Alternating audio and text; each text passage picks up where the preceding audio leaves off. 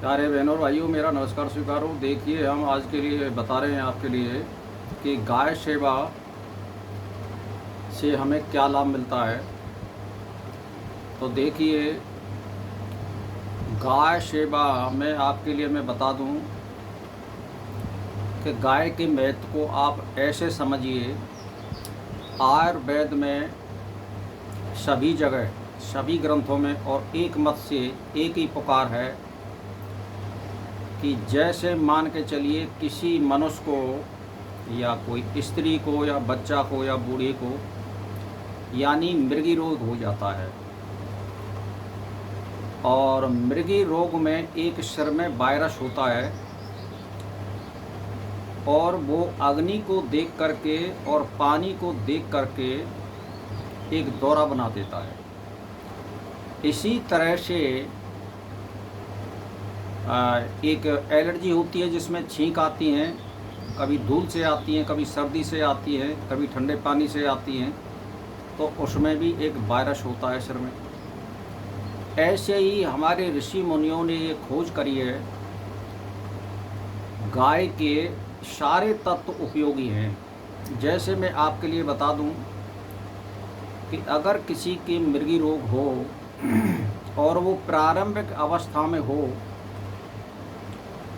तो इसमें एलोपैथी में इसका इलाज 4 साल का होता है, और आयुर्वेद में अगर इसी इलाज को कंटिन्यूस अगर कोई आदमी 2 साल लगातार कंटिन्यूस ले लेता है तो मृगी का रोग बिल्कुल सही हो जाता है। तो मैं आपके लिए बता रहा हूँ कि गाय कितनी उपयोगी है। तो पहले नंबर तो इसमें ये परहेज है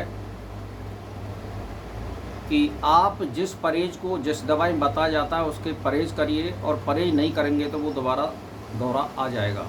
वही अंग्रेजी दवाई में और वही एलोपैथी दवाई में है, और वही जो है आयुर्वेद में होता है। तो मेरा कहने का मतलब ये है कि अंग्रेजी एलोपैथी एक ही है, आयुर्वेद दवा देसी दवाई जड़ी बूटियों से कहते हैं। तो इसमें जो मृगी रोग का एक फॉर्मूला है कि उस वायरस को हम कैसे ख़त्म करें, सबसे पहली बात यह है। और वो वायरस ज़्यादातर, यानी मेरा कहने का मतलब ये है कि ये अपान वायु जो होती है ये सिर को चढ़ जाती है, ये रोग जो है इससे पैदा होता है ज़्यादातर। दौरा संबंधी बीमारी जो होती है स्त्रियों को, वो भी इसी से होती है। तो देखिए, इसके लिए मैं दवाई बता रहा हूँ आपके लिए कि आप 100 ग्राम सर्पगंधा, पंसारी के यहाँ से मिल जाती है लेकिन ओरिजिनल होनी चाहिए, 100-150 रुपये की कम से कम 100 ग्राम मिलती है ये। दूसरी दवाई है 100 ग्राम इसमें ब्रह्मी लें, और ब्रह्मी को भी पिसी पिसाई ना लें, साजे पत्तों की लें, सूखी भाई, जिससे वो पत्ता दिख जाए हमें ओरिजिनल है या डुप्लीकेट है। और शंख पुष्पी वैसे ज़्यादातर जंगलों में मिल जाती है, लेकिन पंसारी के यहाँ से ले लो या जंगलों में से ले लो, शंख पुष्पी मिल जाती है। तो 100 ग्राम इसको ले लो आप, और इसको सुखा लो अगर गीली हो तो। अब इसमें यानी सर्पगंधा, ब्रह्मी और शंख पुष्पी, और एक दवाई होती है कूट, उसको आप ले लीजिए। और चौथी दवाई है इसमें बच, उसको ले लीजिए। तो मेरा कहने का मतलब ये, अब इसमें दवाई संभाल लो कि पहले नंबर की तो सर्पगंधा, दूसरे नंबर की ब्रह्मी, तीसरे नंबर की शंख पुष्पी, और चौथे नंबर की कूट, और 5वें नंबर की बच। इनको 100-100 ग्राम ले लीजिए और कूट पीस के चूर्ण बना लीजिए। और इसको एक ही बात है, गाय के दूध में 1-1 तोला सुबह शाम खाली पेट लेनी है। और गाय देसी होनी चाहिए, और दुरंगी गाय नहीं होनी चाहिए, वो देसी गाय होनी चाहिए, टाट वाली। और अगर इसमें आप 2 साल लगातार अगर लेते हैं इसको, तो ये मेरी गारंटी है मृगी का दौरा सही हो जाएगा, बशर्ते वो यानी 1-2 साल का दौरा से ज़्यादा पुराना होगा तो बिगड़ा हुआ केस है, तो फिर दवाई लंबी लेनी पड़ेगी, सही तो हो जाएगा। लेकिन अगर वो प्रारंभिक अवस्था में है तो वो सही हो जाता है। अब इसमें परहेज क्या है कि आपको गाय का ही दूध लेना है पीने में, गाय का ही घी लेना है पीने में, चुपड़ी रोटी खा सकते हो। तली भुनी चीज़ गाय के घी से भी हम नहीं खा सकते। इसमें तली भुनी चीज़ों का ज़्यादातर मना ही है, क्योंकि पेट में हमें गैस नहीं बनानी है। इसीलिए अगर हम दूध पीएंगे तो इसमें इलायची गिर लीजिए और 3-4 लर कपड़ा में छान करके 1 गिलास सुबह और 1 गिलास शाम को दूध हम ले सकते हैं गाय का, देसी का, और वो भी आधा पानी मिला करके।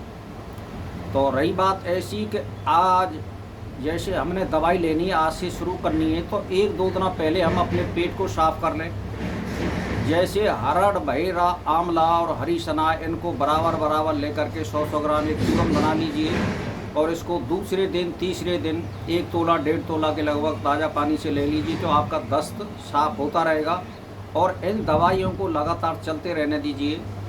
तो अगर इसमें आप गाय का पेशाब लेते हैं तो भी इसमें फ़ायदा करता है, घी लेते हैं तो भी इसमें फ़ायदा करता है, दूध लेते हैं तो इसमें फ़ायदा करता है। ये बात को मेरी को आजमाश करके आप देख लेना। अगर आप कोई भी अंग्रेजी दवाई ले रहे हैं या देसी दवाई ले रहे हैं, 2-4 दिन आप भैंस का दूध लेना आरंभ कर दीजिए, आपके दौरा आना शुरू हो जाएगा। तो आप ये समझ लीजिए कि गाय हमारे लिए कितनी उपयोगी है और कितने लाभ देने वाली है। इसके पेशाब में भी अनेक गुण हैं, इसके गोबर के रस में भी अनेक गुण हैं और अनेक प्रकार की दवाई बनाई जा रही हैं। और पेशाब को शुद्ध करके हम इसके लाइलाज बीमारियों में अगर लगातार इलाज करते हैं, इससे सुबह शाम इसको लेते हैं, तो ये सारे दुखों को दूर करने में समर्थ होती है। लेकिन वो कैसे कि प्रारंभिक अवस्था में अगर हम किसी रोग में लेंगे तो हमें फ़ायदा होगा, और लास्ट स्टेज में या बीच स्टेज में हम किसी दवाई का प्रयोग करेंगे तो लाभ नहीं होगा।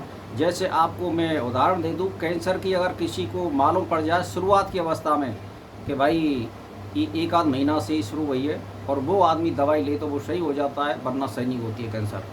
इसीलिए प्रारंभिक अवस्था में रोग को पकड़ने पर रोग सही हो जाता है और परहेज करने पर सही हो जाता है। तो गाय के जितने भी पदार्थ हैं वो सारे उपयोगी है। और गाय का दूध अमृत कैसे बनाया जाता है, गाय के चारे के द्वारा हम जो घास खिलाते हैं उसको धोइए और फिर सुखाइए, फिर गाय को खवाइए। जिस हम गेहूं का भूसा खवाते हैं उसमें बिल्कुल अंग्रेजी खाद ना दें, गंदा पानी ना दें। उस चारे को चराइए, बरसी को या कोई भी हम चराते हैं, शुद्ध खवाइए। और बाज़ार की खर ना ला करके आप जो है खुद अपनी खर बनवाइए और फिर उस गाय को खिलाइए। तो वो जो है वैदिक दूध और घी माना जाएगा, जिसकी कीमत 3 और 4 हज़ार रुपये किलो होती है। घी की, दूध की कीमत भी 100-150 रुपये किलो होती है। तो भाई और बहनों, गाय को समझिए, जानिए और उपयोगी बनाइए। हमारे लिए सबसे बड़ा फ़ायदा गाय सेवा से है, और हम गाय सेवा हम करेंगे तो हमारे लिए ही फ़ायदामंद है, किसी दूसरे के लिए नहीं है। इसीलिए गाय की जान भी बच जाएगी। तो ये एक नेम बनाइए कि एक घर में एक गाय का पालन करें और उसकी सेवा शुरता भी बन जाएगी हिंदू धर्म के अनुसार, और गाय का पालन भी हो जाएगा। और बछड़े के लिए आप यही है कि आप खेत पर जाने के लिए या हम कुटी कूटने के लिए भी बैल का उपयोग कर सकते हैं, अगर हम साधन बनाते हैं तो। ये सारी चीज़ हमारे लिए उपयोगी है। आज से 30 वर्ष 40 वर्ष पहले जो एक्टिविटी थी वो अब ख़त्म हो गई है, इसीलिए रोग भी ज़्यादा होने लग गए हैं। इसीलिए आप पुरानी व्यवस्था पे आइए और गाय सेवा करिए और अपने को निरोगी बनाइए। बस इसी के साथ मेरा नमस्कार स्वीकार हो।